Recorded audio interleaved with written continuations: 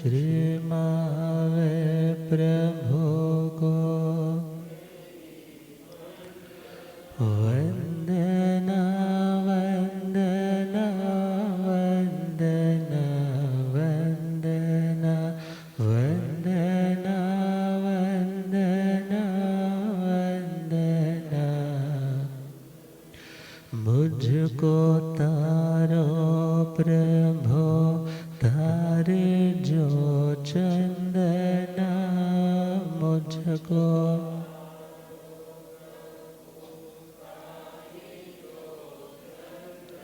वंदना वंदना वंदना वंदना वंदना वंदना। अनंत अनंत शांति के निकेतन शासनपति श्रमण भगवान महावीर स्वामी के पावन चरण अरविंदों में हार्दिक भावभीना वंदन नमन। मेरे अंधेरे जीवन को रोशनी प्रदान करने वाले परम उपकारी आगम ज्ञान के भंडार, आगम ज्ञाता आगम पुरुष, जिन शास्त्ररत्न हिमाचल की श्री उपाध्याय भगवंत श्रद्धेय गुरुदेव श्री जितेंद्र मुनि जी महाराज साहब के पावन चरण कमलों में हार्दिक भावभीना वंदन नमन। पाठ पर शोभायमान तपस्वी रत्न श्री प्रभु मुनि जी महाराज साहब के चरणों में भावभीना वंदन नमन। आदरणीय सेवा भावी मधुर वक्ता श्री मुदित मुनि जी और चतुर्विद संघ की संपूर्ति करने में आज पधारी महासाध्वी भगवती स्वरूपा, जिन शासन प्रभाविका आय मिलतप आराधिका सरल मना महासाध्वी श्री पुण्य ज्योति जी महाराज साहब एवं प्रतिभा संपन्न सरल आत्मा विदुषी महासाध्वी रत्न श्री मुक्ता जी महाराज साहब, समस्त आदरणीय भगवती स्वरूपा महासाध्वी वृंद, धर्म सभा में उपस्थित धर्मानुरागियों, सुशीलवती माताओं एवं बहनों, असीम पुण्योदय से भाग्योदय से आप सबको इस मंगल में चतुर्वेद संघ रूप तीर्थ का अंग बनने का सौभाग्य मिला है। और इसी पावन क्रम में आज महासाध्वी वृंद ने पधार करके मंगलमय दर्शन, मंगलमय अपने अहोभाव रूप आशीर्वाद के उद्गार रखे, बड़ी कृपा करी। परमात्मा का मंगलमय धर्म हम सभी को एक ही मंजिल से जोड़ने वाला, भले वो साधु है, साध्वी जी है, श्रावक है या श्राविका है। तीर्थ का निर्माण करने वाले को तीर्थंकर कहते हैं और तीर्थ नौका को भी कहते हैं, ब्रिज को भी कहते हैं। जैसे नौका में सवार होके व्यक्ति लहरों को चीरते हुए अपने उस अंतिम विश्राम स्थल पर पहुंचता है जहां जाकर कुछ करना बाकी नहीं रहता। तो इस जन्म मरण के वेग वाले, जरा रोग के वेग वाले संसार को पार करने के लिए जिस नौका का निर्माण परमात्मा ने किया, उस परमात्मा का मंगलमय यह जिन शासन तो श्रवण कर रहे हैं श्रीमद् उत्तराधन्य सूत्र और पहला अध्ययन है विनय श्रुति। संजोगा विपमुकस अड़ंगार सभे गुणो विणय पाओ करे सामे आड़ो पोवें सोने हमें, आड़ो पोवें सोने हमें।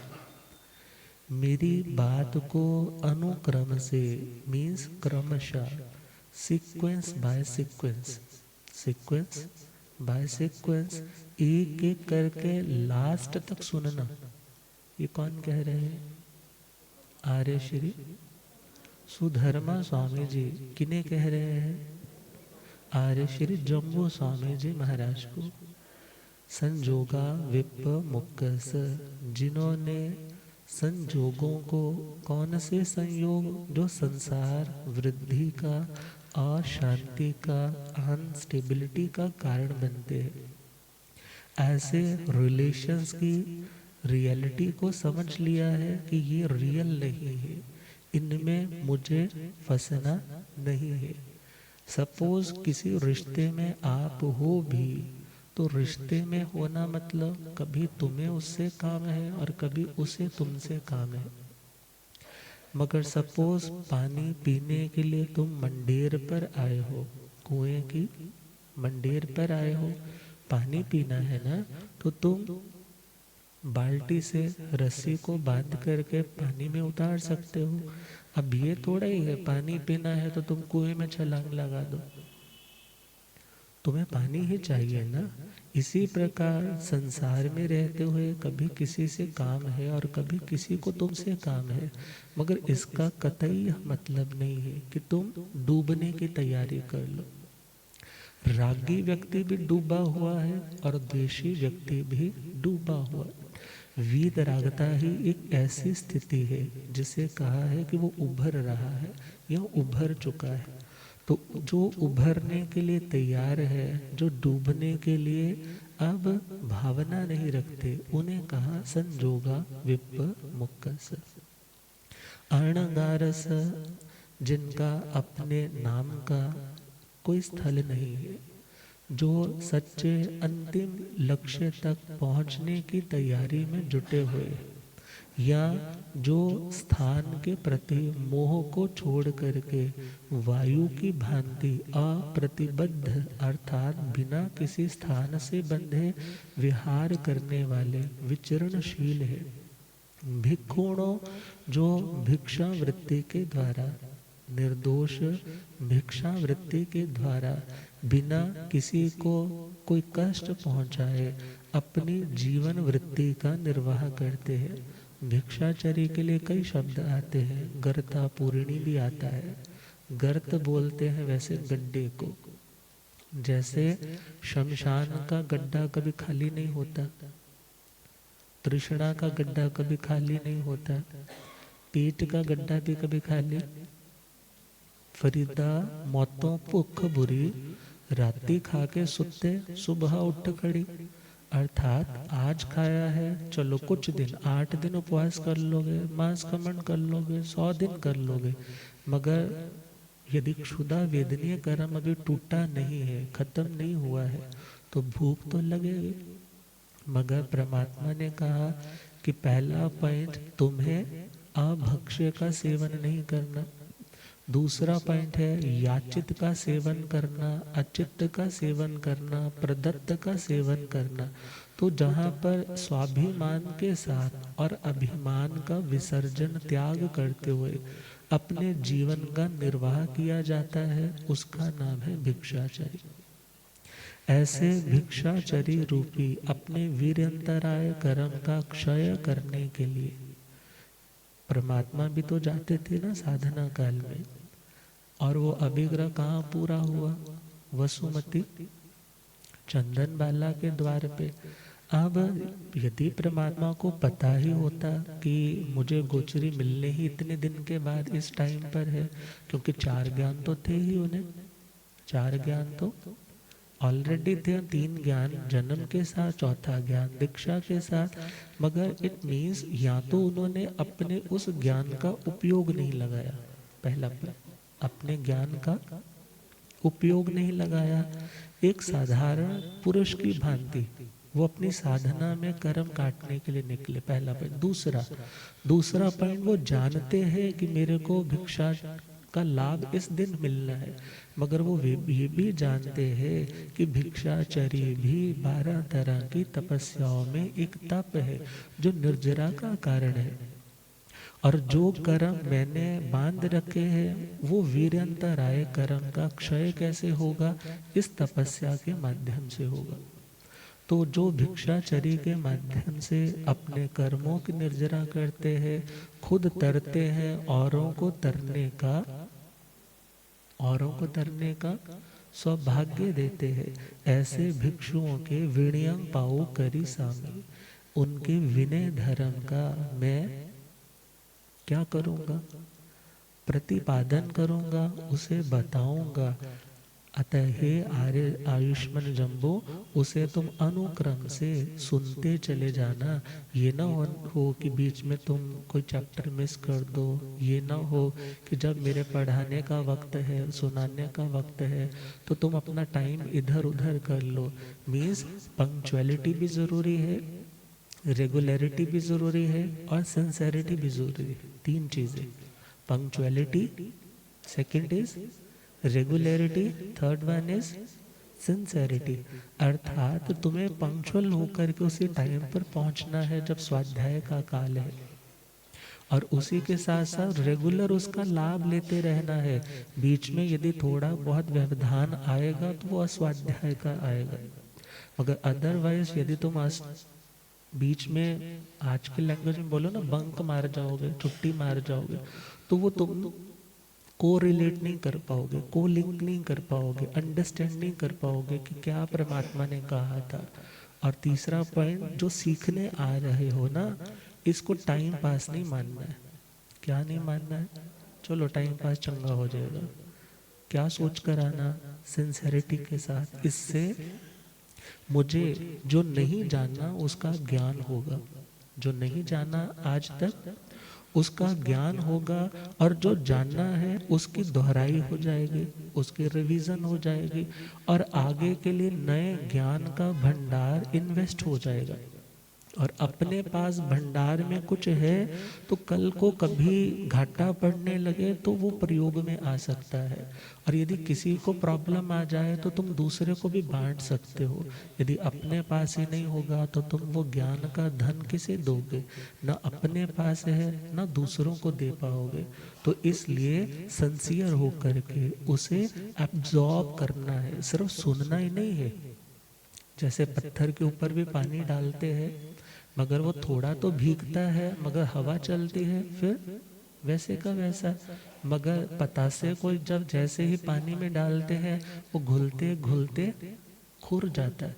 ऐसे ही जो सुनाऊं उसको खुद के साथ रिलेट करके, उसके साथ अच्छे से कनेक्ट करके उसको आत्मसात करना, उसको एब्जॉर्ब करना। अपनाने योग्य बातें होंगी, जानने योग्य बातें सारी होंगी, अपनाने योग्य बातें सारी नहीं होंगी।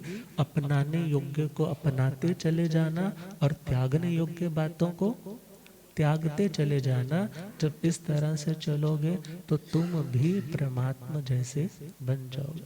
तो पहली गाथा, विनयशील किसे कहा? विनयशील किसे कहा? क्योंकि जो विनयशील है वही मोक्ष का अधिकारी है, जो विनीत है वही बहुश्रुत बनने का अधिकारी है, और वही आत्मा अपने अज्ञान तिमिर का, अपने इग्नोरेंस का, अंधकार का विनाश करने वाला और दूसरों के अंधेरे पथ में रोशनी करने वाला बनता है। तो विनयशील होने के लिए क्या क्या चीज़ें रिक्वायर्ड है, क्या एलिजिबिलिटी टेस्ट है, क्या क्या तुम्हें उसके लिए तैयारी करनी है, तो परमात्मा फरमा रहे आनंदेस करे गुरु मोव वाया कार इंगियाकार संपन्ने सेविणे तेवोचय। आना निदेश करे। पहला पॉइंट, आना निदेश करे। आना का मतलब है आज्ञा। आना का मतलब, जैसे ज्ञो है ना, आज्ञा में ज्ञो शब्द है। अब जब हम ज्ञान बोलते हैं तो क्या बोलते हैं? नाण। इसी प्रकार यहाँ आना, आना मतलब आज्ञा। निर्देश करे, और निर्देश को करने वाला, करने वाला मतलब उसे जिंदगी में चरितार्थ करने वाला, ट्रांसलेट करने वाला, आज्ञा क्या चीज है? सिंपल, आज्ञा मतलब ऑर्डर, आज्ञा मतलब ऑर्डर। निर्देश का मतलब उस ऑर्डर को किस तरह से एग्जीक्यूट करना है, उस लक्ष्य को हासिल करने का क्या क्या कार्यशैली है, उसको जिस तरह से समझाया जाएगा, इसको ऐसे करना, इसको ऐसे करना, उसका नाम निर्देश कर। अर्थात कोठी बनानी है तो आप बिल्डर को, कंस्ट्रक्टर से बात करते हो। अब वो ठेकेदार आगे क्या करता है, सारा मैप देख करके उनको समझाता है, यहाँ पर ये बनाना है, यहाँ पर ये बनाना है, यहाँ पर ये बनाना है। तो दो शब्द आ गए, आज्ञा और निर्देश। आज्ञा का मतलब है तीर्थंकर या केवली आत्माओं की, जो डायरेक्ट आगम की भाषा है, उसका नाम है आज्ञा। उसका नाम क्या है? गुरुदेव पधारे हैं। हो रब मेरा सतगुरु बन के आया मैनो,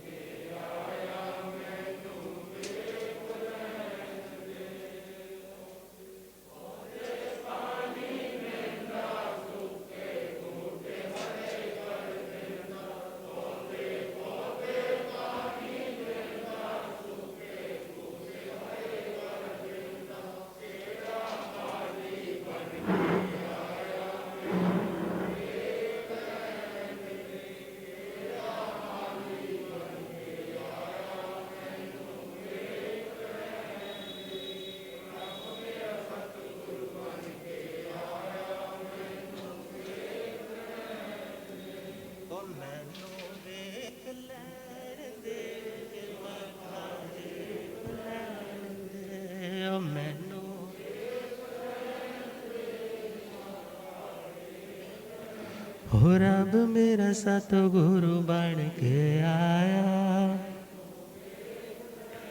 भूले आगम ज्ञाता आगम पुरजन शास्त्रत निमाचल केसरी उपाध्याय भगवंत श्रद्धे गुरुदेव श्री